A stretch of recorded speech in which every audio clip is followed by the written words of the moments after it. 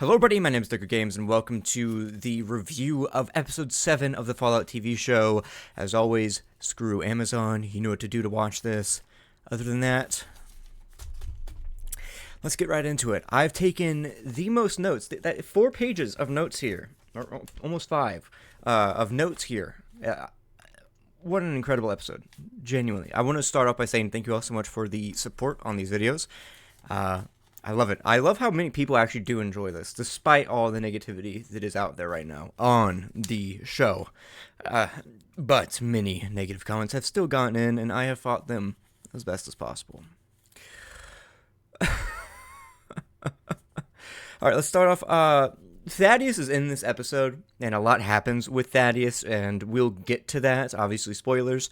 But I wanted to point out something that someone on Twitter pointed out. Is his bag, the bags that all of the squires carry, are those a joke on over-encumbrance? Is that what that is? Are those what those are supposed to be? Is that a joke of being over-encumbered? If so, that's genius. That is awesome. We open up to one of the coolest things that has been in the show, and I don't know how New Vegas players can still continue to hate this show.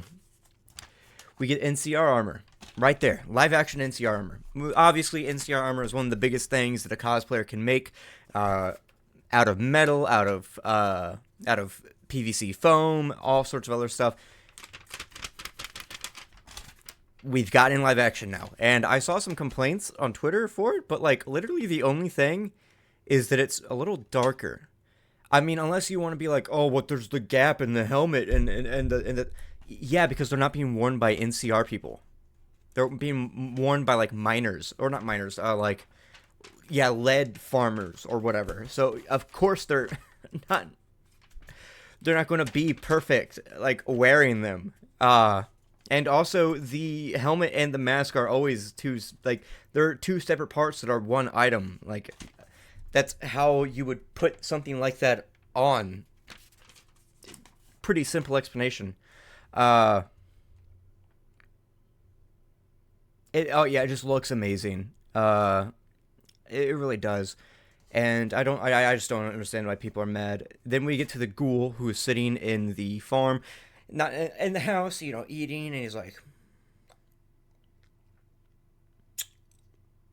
and like obviously trying to make people think that make the audience think that he ate whoever the farmer was talking about, and his young daughter that comes in, and he's like, "You thought I ate her." I thought that was so funny. Dude, I hate using this term, but with the ghoul, it honestly fits. He's so cool, dude. He is awesome. I love his character. He is, man. We then get this cool scene of finding out how he got there, and it was from the leather of the guy that he killed from the government and all this other stuff, or government, and we find out like how and why, where Maldaver is and everything like that, which is really cool. And then we get a really, really awesome scene of the ghoul being like, "Are you going to try and kill me sometime in the future?" And there's that entire thing. A very, very cool scene. And then the kid reaches for the rifle and boom, quick draw. He's so cool. He's so cool. And then we get another mention of the inhaler for not going feral. I had someone in my comments tell me that doesn't make sense.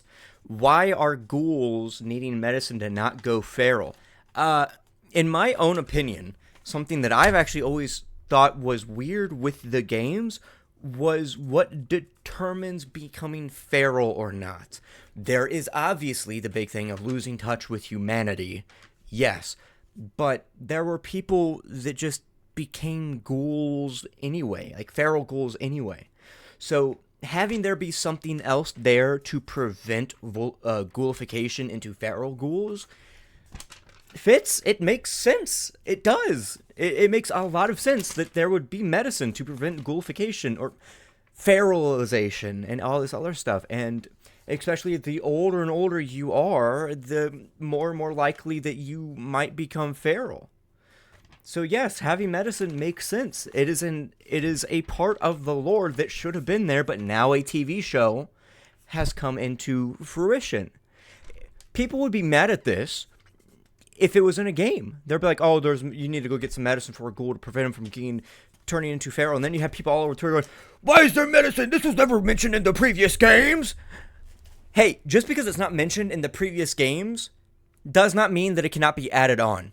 A lot of people rightfully like the original Fallout 1 and 2. I like Fallout 1 and 2. I've been replaying it because this show made me so interested. I wanted to play through all of the games again. But people get so mad at Bethesda. There's a lot to get mad at Bethesda, rightfully so. I want to say that right now.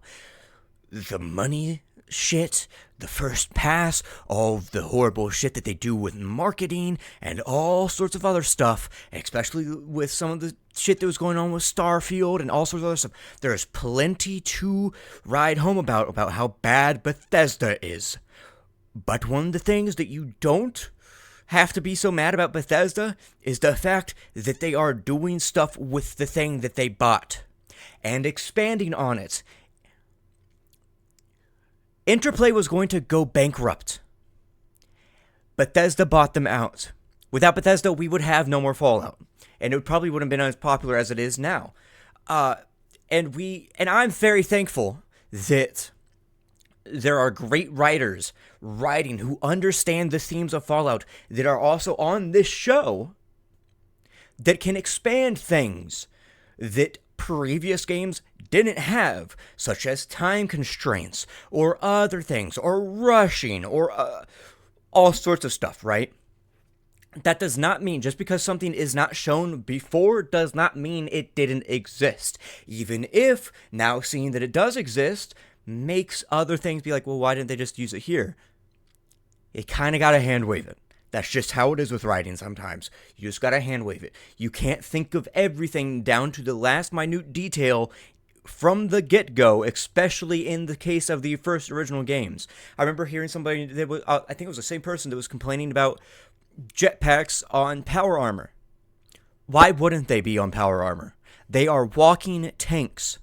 They are supposed to be these exosuits that make combat bar none in the face of everything, right? It is the thing that is the great equalizer of combat for America. So of course they're going to have maneuvering gear and technology to help move them around. I remember whenever I was first playing through the original games, that I always thought the power armor was lackluster.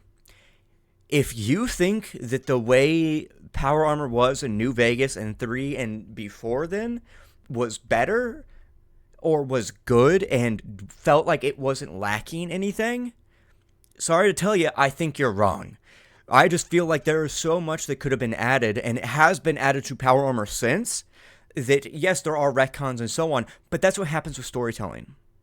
Things are retconned, and then you go back and look at this and be like, oh, so this is why this is this way now in the future, and so on.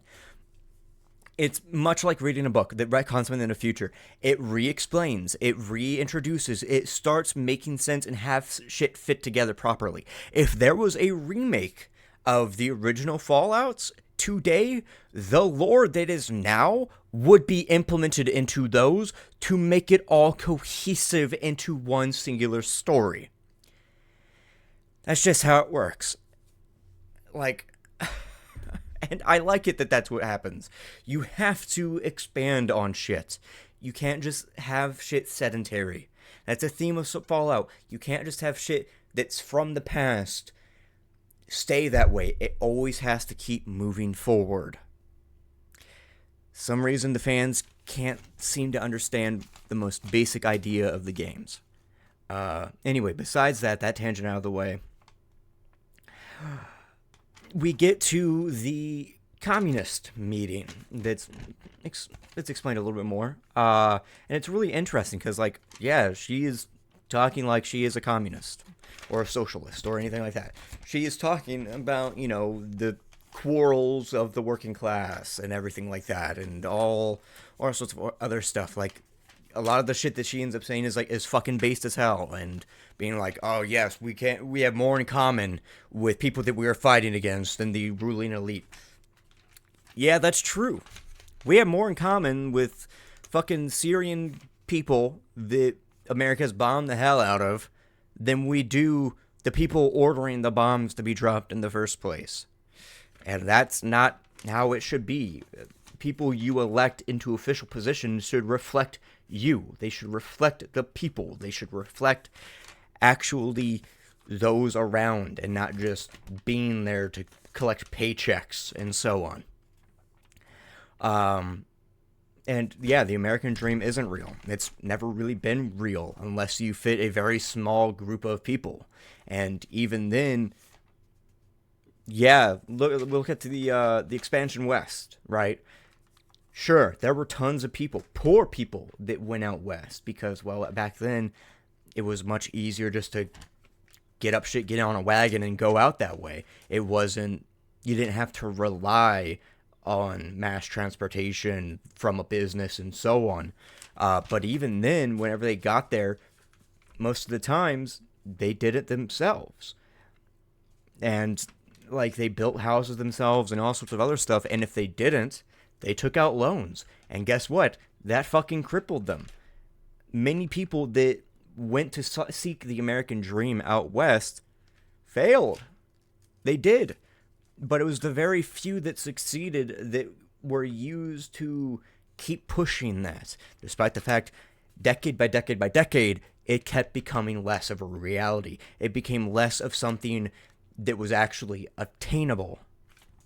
But people still came. People still wanted to be here because they believed in that so much. Even today, people still believe in it so much. That's why you have revolutionaries and so on that want America to be a better version, be the version of itself that it painted the picture of as perfect as it was, and not actually the reality that it is. And all countries do this. All countries spin a different dream, spin a different idea. It's just the fact that America's American dream was the one that was said at just the right point in time for it to explode.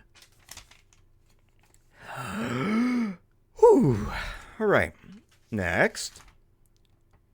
Oh, yeah, and then, okay, continuing with the meeting, we get a few really cool, like, scenes. I'm glad that they really aren't pulling any punches with this stuff, because, like, they are saying very radical, like, things and ideas, right, in the show. And then Howard Cooper is like, yeah, but you want to do this that just ends up in bread lines and everything like that. And one of the things that I did is I paused it there, and I was like, yeah, people are getting fed. Like, that's, breadlines aren't exclusive to, communist countries, but they are a socialist idea. They are a left-leaning idea because, well, you don't see anyone on the other side opening up soup kitchens, right?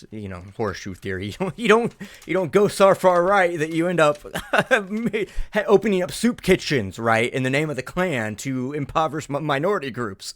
But yeah, like, breadlines would exist, and if you know anything about history, you know that wasn't the only thing that was actually that wasn't the only way to get food. It was very centralized and everything, but that was only with things like the Soviet Union. And you could still buy food. It was just the fact that if you couldn't afford food, you were still given food that you needed.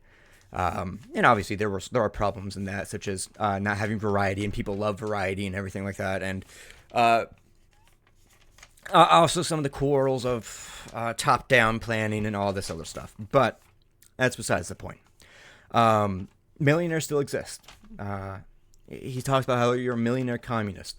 But, yeah, millionaires will always exist. That's just, like, fucking how, like, commerce works. If you, like, commerce isn't exactly one or another, like, system of anything. Even in, like, let's say, pure anarchy, right? Not in, like, I'm talking like the anarchy of there is nothing, right? It is just everyone doing what they want. There's still trade and barter. There's still some form of commerce happening, and one person will end up having more. It's just the fact of how that is distributed, how that wealth is obtained, and what is done with that wealth that matters. You can look at many people, right? There are many YouTubers who spend millions and millions and millions of dollars on vanity and fast cars and all this other stuff, and that's cool and all. But then they just hoard wealth. They don't do anything with it. They just, like, they started from the bottom and everything like that, but it's just could be used helping so many other people. And then you have YouTubers that donate it. They put it out into things like Thankmas, right, with Jacksepticeye, or put it back into their community and so on, and make sure that they're using their money that they have obtained for good instead of just having it be for themselves, right? And I say this because, like, if you have so much money that you just end up sitting on it and you don't do anything with it, why not help people with it? If you have enough to help, do so. There is no bad to come from helping others. Even if you say, well, they're just going to become dependent on you, that's just a fucking lie. If you give people $1,000, right now, if you go out to somebody, they're not going to come to you again. They're like, oh my God, wow, I'm so grateful. I'm going to go try and use this as best as possible. I might need some later, but there aren't things properly in place right now that supports me properly. So maybe I might rely, but I'll try not to. Even if they do, they're human beings. What, you want to keep your fucking fellow man starving because there isn't proper infrastructure in place to prevent that from happening? Alright, asshole. Anyway. Yeah, keep going. Still on the same scene. I had a lot of notes here. I thought it was really interesting just the way that they were portraying politics in this. I thought it was cool. Because she was like, I'm not a communist. That's just a word that they use to describe people who aren't insane. And, like, yeah, she spouts a lot of ideas, but she's more of a liberal than anything, right? Because of, like, she has kind of an agenda. It's not really about about community and communal stuff and, helping out your fellow man and making sure that they have unions and fair pay and all this other stuff. It's because she wants back at Vault-Tec, and a little scummy, but hey, at least at the end of the day, if people are being helped, right? And yeah, it is just another word. It's kind of like how people will just call anybody a fascist, right? Or a Nazi. Most of the time, rightfully so. But if you just throw around a word, you're just associating anybody with it. Anybody that doesn't align with you. Even if it is just some random person that's like, I don't agree with that. And they just haven't been taught, right? Anyway. Crazy motherfucker. Science can... obviously he gets the thing to listen on his wife, and he ends up keeping it, and we see that comes in later, and then we get back to the vault floor, and they're just crazy as fuck, right? But, like, at the same time, it's revealed that we were wrong about them. It wasn't actually as bad as it was, and then it's revealed what was actually going on, right? I mean, it doesn't change the fact that they are still a cult, right? But I mean, as long as it's one of those weird things where it's like, as long as they're not hurting anybody, and they don't kill anybody, shit, whatever. Yeah, like, the idea of scientist in power is oftentimes a very perspective and latching on idea from a lot of people. They're like, we need people that are actually smart. We need people that are in power. We need people that actually know science. And yes, we do need educated professionals of certain fields to properly inform us of things that we do not know. But the thing with science is it's unbiased, right? It can be spun by anybody, right? I mean, you could make an offer of like whichever way it leans in the political aisle, but for the most part, science is science. It's just a way of analyzing the world around you. And if you have scientists, you could have scientists like fucking Albert Einstein, right? People who a man who wanted the best for people, right? And did what he did for the betterment of mankind. And then you could have Nazi scientists, right? Still science, both still actively actually participating and doing certain things. It's just one is fucking nuts and the other one is a Nazi. But seriously, like, it is, Einstein was a little nuts, but then again, geniuses oftentimes are. It's one of those things where you could have, it depends on the actual, what they want to do while empowered that matters.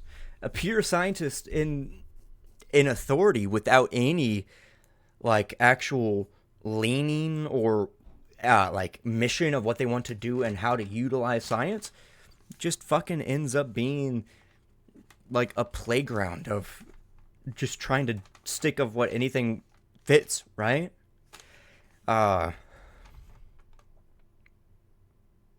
Yeah, it can be spun in any direction. Yeah, I have here in my paper, LOL, Peter, exclamation, exclamation, exclamation, because, oh my god, so that means that we've seen Peter before he was the gulper that hit the tank. And, like, I guess we find out that, like, they're not actually as bad and everything like that, and I think that's really funny. And then we get back to Thaddeus with Red Rocket, and oh my god, his foot, but poor man's made out of muscle and blood and skin and bones, but a mind that's weak, but a back that's strong. I love 16 Tons. I love it whenever shit plays and certain things. It was played in Mad Men, and I loved it there, and then it plays here as a remix and, well, as a cover, and I thought that was awesome. I prefer the Tennessee Ernie Ford version because it just sounds so good, but yeah, it's great. We see Peter's fucking mangled foot, right? It's disgusting. And I'm like, wow, you need a stim pack now. And then he shoves shit in the back of the car, and then he locks poor Dog Meat up in a Nuka-Cola cooler. Oh my god, poor Dog Meat just goes through this entire season. Yeah, the thing with Vault 4, like, they have a lot of, like, really good ideas. Like, yeah, you deserve safety. You deserve security and everything like that. And, but again, they are cult. They are really fucking weird. But hey, as long as they're not, killing people, fuck it, I guess. Here's the LMFAO banishment.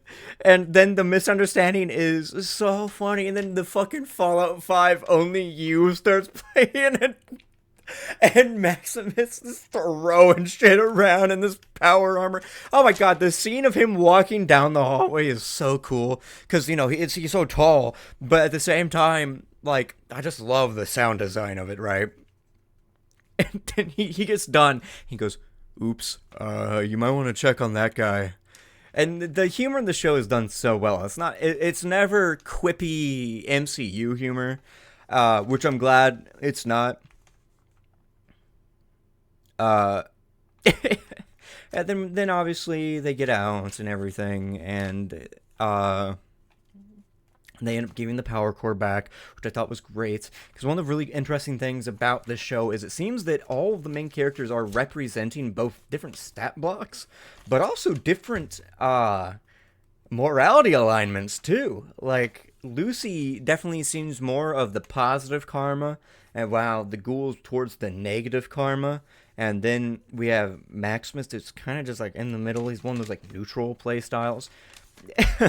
And obviously with phrases like "You want to make my cock explode now," he has one charisma and one luck, right? Oh my god, I would love to actually see. If you have it in the comments, put what you think the stat blocks of these characters are. I definitely think the ghoul has high agility, maybe a 10 in agility, right? Because 10 in New Vegas meant you were the best fucking gunslinger. And obviously, the Howard, the ghoul, he is a gunslinging master, right? And I definitely think, in terms of charisma, Lucy would definitely be at like an 8 or a 9. Maybe, yeah, an 8. Very good. Yeah, that sounds about right. Uh, yeah, and then we just keep on. I like that their little thing is like, you missed the oysters, don't you? And then she's like, we have canned tuna, and I wrote here in my notes, I love me some canned tuna. I do. I love canned tuna. Especially tuna packets. Those are nice. And then the little conversation of them talking about how much the wasteland sucks and everything like that, and how it just sucks, right? But it's life, and I really like that. Then we get to the crazy man trying to kill himself. Has the barrel of the gun in his, and he's trying to flick the trigger with his weirdly mangled toe. Oh my god, dude, there is such a better way to do that. And then he sees Thaddeus, and he goes, "Oh fuck!" And he's like, he like immediately starts being, "I'm a doctor, I'm a doctor," and we find out, in fact, he is an actual doctor. He mixes all the shit together, and he owns some fucking Myron shit, right? Remaking Jet. Because that's what happened. I like that that's the canon explanation, is that Myron is a kid genius. It doesn't take away from his character that he reintroduced Jet into the world, right? But the fact that Jet existed already beforehand, in one of the vaults in 4. And I enjoyed that spin on it, because it doesn't take away from Myron, but it also still adds to Myron, because it's a thing that was already there before, and he just remade it accidentally and found a better way to make it. Using rum and shit. I have it written here that I guarantee that he was hallucinating. Later we find out, no, he's not. But I thought it'd been really funny that at the end of the episode, Lucy and Max and Ruby, by the way, that's what I was trying to say in a previous episode. Like, get to me, he just drops dead of radiation poisoning. Because he mentions, well, you're immune to radiation now. I was like, oh, imagine it's just like a placebo, and he drops dead and he's like rotting away. Also, it's said by Lucy herself, it's been 2 weeks. It's been 2 weeks since she left Vault 33, and honestly, that makes a lot of sense. It makes a lot of sense that it's been 2 weeks. As far to get all the way up to Shady Sands, even if it was moved to LA, whether that was something that happened after the fact or not, or if it's a retcon, doesn't really matter. It still says that time has taken place that any logical way makes sense, right? And also, it tells me that they've been traveling a long time. I mean, you can kind of tell by the constant reminder of the head in the background, or the baby from Stephanie, who was the pregnant lady that I finally got to know her name again. The baby's growing more hair. I wrote it down here for the vault. They're like, you will be reassigned. Any job you get, remember, that's where you belong. I thought that was so funny, because, like, why not just let people do what they want? Why not just give them the job that they want? If a janitor wants to be a janitor, let them be a janitor. I mean, it's kind of like people in real life. People want to be tradespeople. Let them be tradespeople. Don't force them to be anything else. If somebody wants to drive the ambulance, let them drive the ambulance if they're qualified. It's so funny. All right, next. Last page. I got one more line on this next page after this. And And we get in the scene of after them talking that the overseer Betty, she's like, people love to fuss, and yeah, people love to fuss. This show is a prime example. People just love to hate. They love fussing about things. They love just making their voice heard. I mean, like, sure, that's valid. I love complaining too. But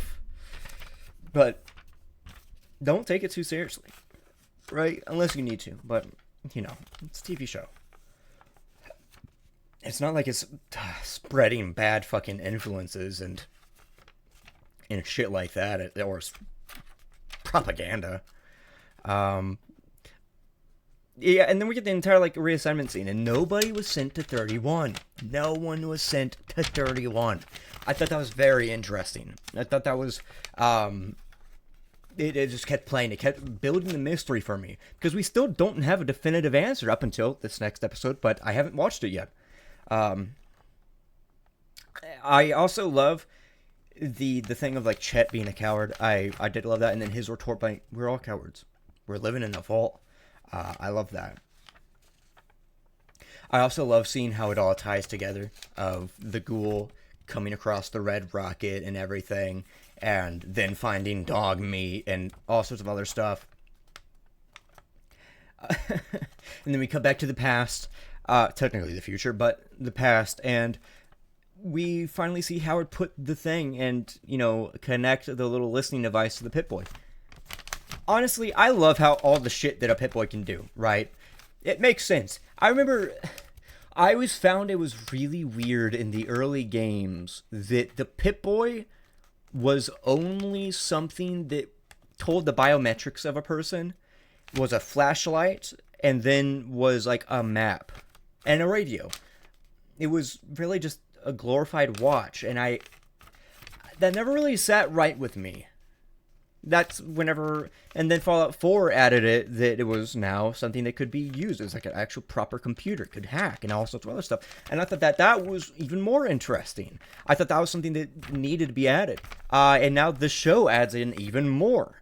And it starts feeling like an actual piece of technology that Vault Tech would create to try and sell for any problem. Any problem. I'm like, do you need a flashlight? Buy a Pip-Boy! Do you want to know how many miles you ran? Your health is very important. Buy a Pip-Boy, right? Just all sorts of other stuff like that. I think it's, the more they add, the more it makes sense that so many people have them, right?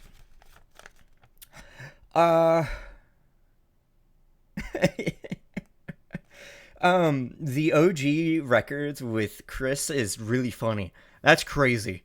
That is, if some of those are over 300 years old by that point. And that is wild that they're even in any remotely playable form. And then seeing all the traps outside.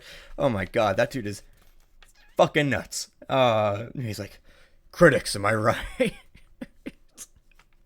Yeah, there's a few critics for this TV show that I want to throw in that one.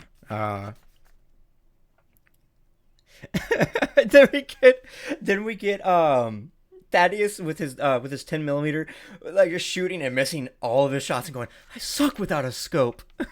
That's so true to both the original games, but also the newer games too, with VATS, of just how you miss all of your shots, just all of them.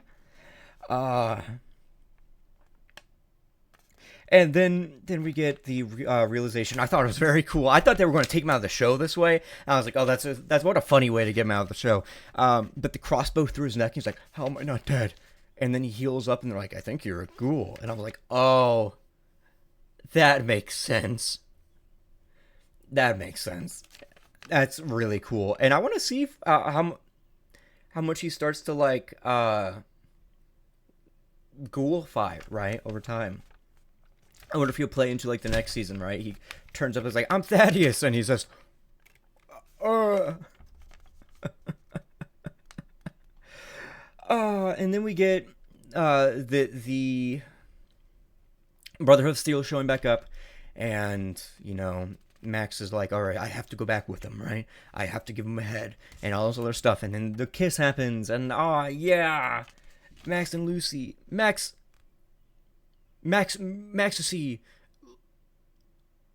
Lumax. I don't know the ship name. Very, very cool. And then we get the two heads are also kissing. It's so funny. And again, we got another 2 weeks. 2 weeks thing happening because again we get to see the baby and Steph, the mom, becomes overseer. Another person from Vault 33. Where is this going? It is building a lot of suspense with it. And then also we get oh God, I forgot his name. The little brother getting into the overseer's office and actually hacking, like he would in the games, and selecting Dub, gets in and talks to the overseer. And man, are they so lucky that whenever he actually gets to Vault 31 and the doors open, that there's no one there. Like, it's not just immediately there. It's just a bunch of long hallways first. He's so lucky that all the hallways that both split up each of the different vaults, because there's the field, and then there's the hallways that connect, and then the vaults themselves. They're so lucky that there's such big hallways between all those places to prevent people from coming out or like seeing you if you're trying to sneak in. Yeah, there's that was great. And then we get to see at the very end that there's a mechanical noise in an empty hallway on a mess of boxes and junk. I wonder, this is just a wild, outlandish theory. Are people from Vault 31 synths? Obviously they can't, because one of them gave live birth, but I wonder what's going on here. I wonder what's going on. Anyway, that's my review. Let me know your thoughts down in the comments down below. As always, I'll see you guys in the next one. Thank you all so much for watching. Click!